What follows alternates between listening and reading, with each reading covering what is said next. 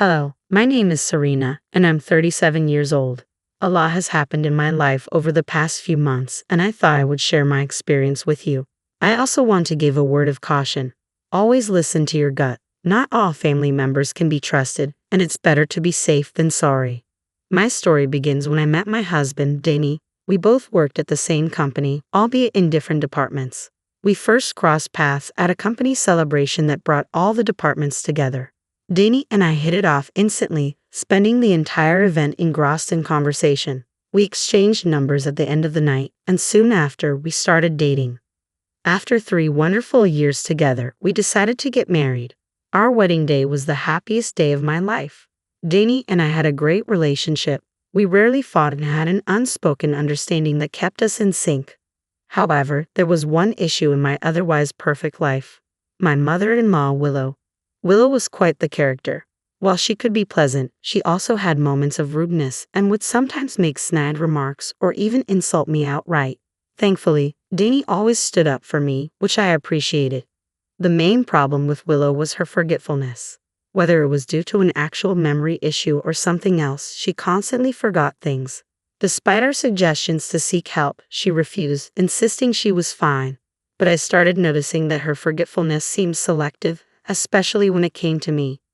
One incident involved my laptop. Willow borrowed it to browse Amazon and ended up ordering expensive items using my saved card information. When the order was placed, it was charged to my account. I was upset, but Danny managed to get her to pay me back. Another time, Danny and I were planning a short trip and needed someone to care for our cat. My friends were unavailable, and my parents were out of town, so I reluctantly asked Willow. She agreed to come by once a day to feed and water the cat. When we returned, our house was infested with ants and my cat's food bowl was overflowing and crawling with them. My poor cat was itchy all over from the ants.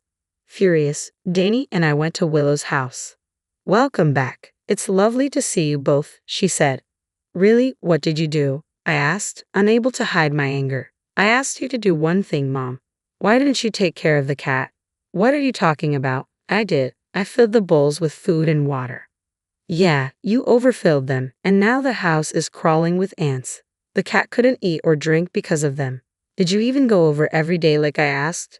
"I went over the first day after you left and filled the bowls really well. I figured if I put a lot of food and water, the cat would be fine for a while." "Mom, that's not how it works, and you know it. Pardon me for not knowing how to take care of pets. You know I hate them." "So you only went over one day?" "Yeah, I forgot about the cat after that. If you knew you couldn't take care of the cat, why didn't you just tell me? I wouldn't have asked you." "Look, is the cat alive?" "Yes, that's all that matters." "That was a very crappy thing for you to do. I need you to apologize to Serena." "Sorry, Serena. I was really upset about how casually Willow treated the whole situation. Even after she apologized, she didn't seem remorseful. I walked away because I didn't trust myself not to explode at her. I was fuming, and seeing her act like it was no big deal made me want to scream. Danny followed me out and apologized on his mother's behalf, but I wouldn't let him. He had nothing to do with her actions. We got the ant infestation taken care of, and a vet visit later, my cat was fine. I'm sharing this story because in hindsight, I should have recognized the signs of Willow's callousness and carelessness. If I had stood up to her then, I could have avoided a lot of pain later on. About a year after the cat incident, I got pregnant with my son Eric. The pregnancy was tough, with all the worst symptoms. To make things worse, I went into labor early and Eric was born prematurely. I couldn't hold him for 2 weeks. Those 2 weeks were incredibly hard on Danny and me. When I finally held my son, I knew I could never let anything bad happen to him. Danny felt the same way, and we decided not to let anyone from our families or friends meet our baby immediately. We wanted some family bonding time and to protect Eric during his most vulnerable months. I took time off work to care for Eric. Danny and I decided it was best for me to stop working until I recovered and Eric was older. Thankfully, I didn't have to quit my job as I was given a year's maternity leave and the ability to work from home. 3 years passed quickly. Eric was growing well and adored by everyone in our lives.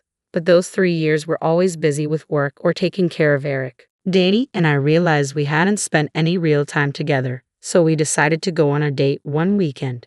Danny mentioned it to Willow, and she insisted on babysitting for us. Despite a gut feeling not to let her, We agreed after a small discussion. Our date was great, but when we returned to Willow's place, her car was not in the driveway. Alarm bells rang in my head. Danny and I tried to remain calm, but there was no answer when we rang the doorbell. Panicking, we used a spare key to get in. Eric was lying in bed, crying. I picked him up, furious. Danny searched the house but couldn't find Willow. Willow returned 10 minutes later. I angrily confronted her. Where the hell were you? Oh, I got a call from a friend in town and went out for coffee. So you just left Eric here? Well, what did you expect me to do? Carry the kid with me? Yes, or don't go at all. It's irresponsible to leave a baby alone. First of all, that's stupid. It would have been annoying to deal with a crying baby while catching up with a friend. Secondly, the house was a mess and I didn't want my friend to see that. Are you serious right now? How can you treat this so casually? Look, I made sure Eric was asleep before I left. I didn't think I'd be out so long, but I lost track of time. You guys are new parents, so I get the freak out, but there's no reason to worry so much. Kids are tougher than you think. Just shut up. I never want you around Eric again. You can't do that. Danny, say something. You can't let her keep me from my grandson. I'm just disgusted with how casually you're talking about this. Serena's right, and I support her decision. I don't want you near our son anytime soon. For the next 3 years, I didn't let Willow come near our family. Just the thought of her made my blood boil. She tried to reach out many times, but I ignored her. Danny was on my side, even though I knew he didn't like not talking to his mom. I told him he was free to talk to and visit her. I just didn't want her near Eric or me. Danny spoke to her every other weekend, and that was the extent of our involvement with Willow. One day, Danny told me he had something to discuss with me. There's something I need to discuss with you, Danny began. Oh, what does she want? I replied, already feeling my anger simmering. She keeps apologizing for what she did to Eric 3 years ago. Why is she suddenly apologizing now? She said she wants to see her grandson again. Absolutely not. That's exactly what I told her. But then she went on about how she's getting old and doesn't want to spend the rest of her life estranged from her son and grandson. That's a fate she chose for herself. I know, but you can't possibly be considering letting her back into our lives. She just seems so apologetic. Yeah, probably because she has something more devious in mind. I doubt that. I know you're still upset about what happened, but she did put our son's life in danger. I'm sorry, but I don't want someone who showed no care for my son in his life. He deserves better than that. I completely agree. All I'm suggesting is that we slowly reintroduce her into his life. No, Danny, don't be so stubborn. I'm not suggesting we let her be with him unsupervised again. I'm saying we let her see him. She has been apologizing like crazy recently, and she really does seem remorseful. Fine, she can meet him, but only when I'm there. She can't touch him unless he wants her to, and she has to respect all the boundaries we set. If she makes a fuss, her visitation rights are revoked. That's fair. I'll tell her she can meet him next weekend. Even though I didn't want it, I allowed Willow back into our lives. She became a loving grandparent to Eric. She complained about the boundaries we set, but she never violated them. Slowly, she and Eric developed a good bond, and we began seeing her once a week for family dinners. She would spoil Eric with gifts and plan family trips so he could have a good time, always ensuring Danny and I were involved. She kept this up for the next 3 years, and I slowly believed she had changed. Then one day, she came over with something important to ask. I need to ask you guys something, she began. What is it, Mom? Danny asked. I was thinking that Eric and I haven't really spent much time together recently. Thanks to Serena, I miss a lot of time with him. You were a danger to him. Of course, I wouldn't let you be around him. I left him unsupervised once, Serena. Yes, you left him alone at home to go out for coffee with your friend. How could I ever trust you to watch my son again? Okay, Mom, what is it that you wanted to ask us? I wanted to ask if I could take Eric to the zoo this weekend. What? Why? I asked, shocked. Eric keeps talking about how much he loves giraffes, and I thought I could take him to see some.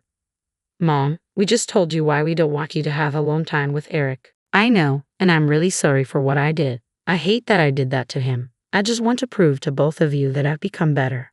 So you want to take him to the zoo? That's a 2-hour drive away. I know it's a big ask, but I promise to bring Eric back. You can go, but only if we come along, I said firmly. No, I want some alone time to bond with him.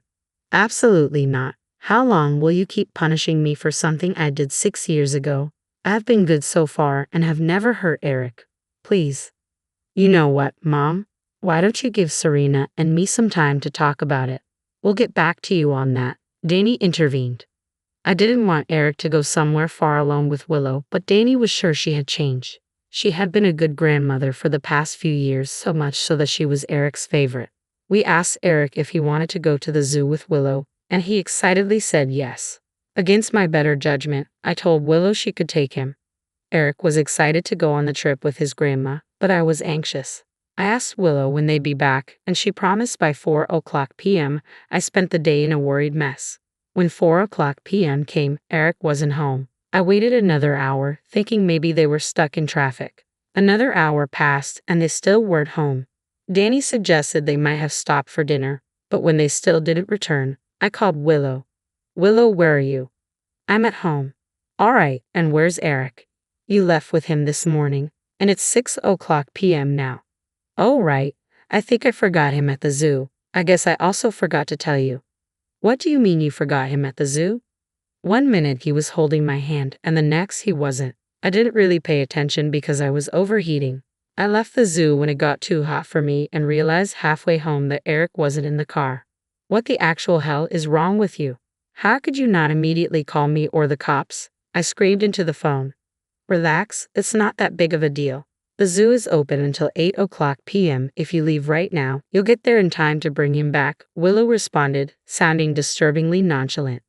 How are you being so calm about this? He's just a child. He's old enough to know where to go if he's lost. He'll be fine, just go collect him.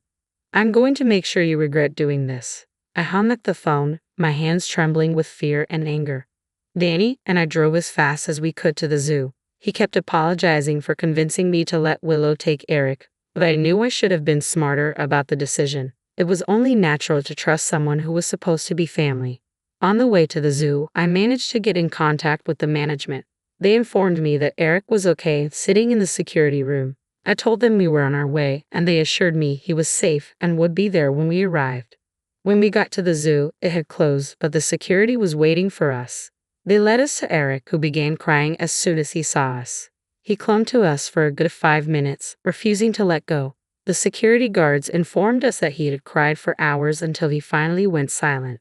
Danny and I tried to ask him questions, but he wouldn't talk. He was still scared and wouldn't stop crying. On the drive back home, I sat in the back with him. My heart ached for him, and I knew I needed to put Willow in her place. I told Danny that I wanted to get the cops involved, and he agreed. We called the police and reported everything Willow had done. They said they'd bring her in and needed Danny and me to make statements. An hour later, Willow called me. Why are there cops at my door? She demanded. I told you it'd make you regret it, I replied coldly. It wasn't a big deal. You got the police involved in this. You put my child's life in danger. Why wouldn't I get the law involved? You got him back, didn't you? I was only trying to get back at you for keeping him away from me for so long. It's not that deep. So you decided to traumatize my child for some petty revenge. The kid will get over it. You need to stop coddling him. This is why men in this generation are so sensitive. You need to teach your kid to be a man. My child is a child. His gender doesn't matter.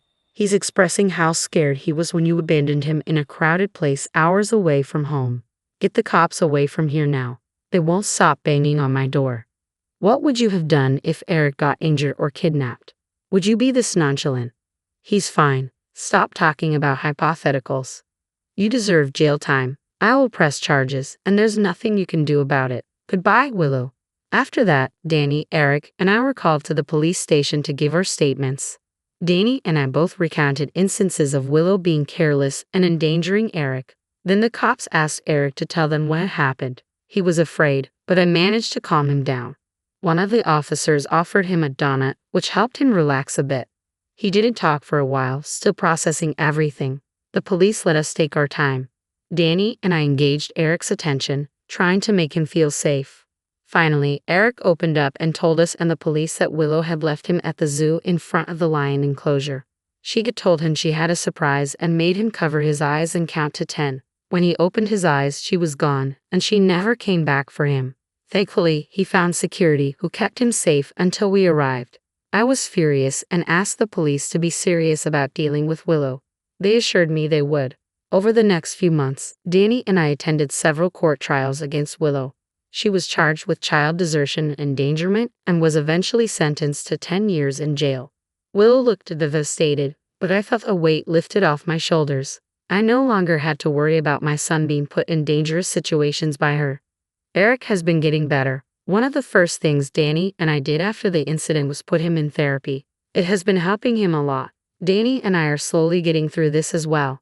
I know it's been harder for Danny, considering his own mother put his son's life in danger.